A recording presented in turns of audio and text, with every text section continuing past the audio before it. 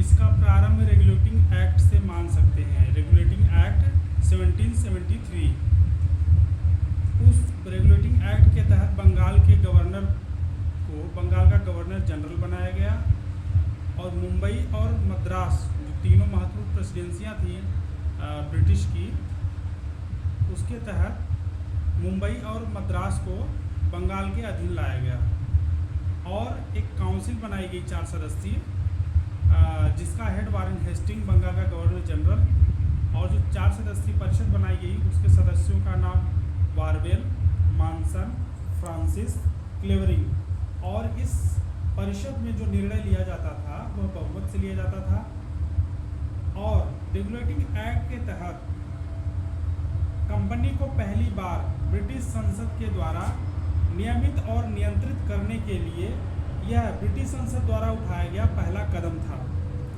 उसके आगे हम देखते हैं कंपनी के अधिकारी जो कि वो अपने निजी व्यापार के आधार पर लाभ ले रहे थे। कंपनी निरंतर घाटे में जा रही थी। इसी को देखते हुए इस एक्ट को पारित किया गया और कंपनी के अधिकार को कम करते हुए ब्रिटिश संसद ने डायरेक्ट कंपनी पर अपना नियंत्रण स्थापित किया।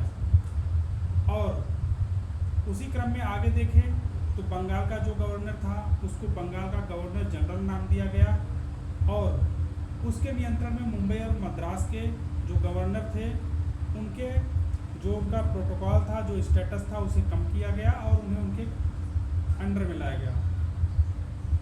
और उसके बाद में एक कोर्ट ऑफ डायरेक्टर, जो कि ये कंपनी में शेयर धारक थे, इनकी संख्या 24 थी।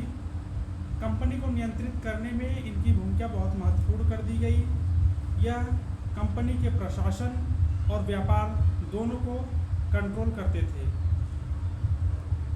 इस तरह से रेगुलेटिंग एक्ट 1773 पर एक सामान्य, एक ब्रीफ जानकारी यहाँ पर प्रदान करने का प्रयास किया गया है।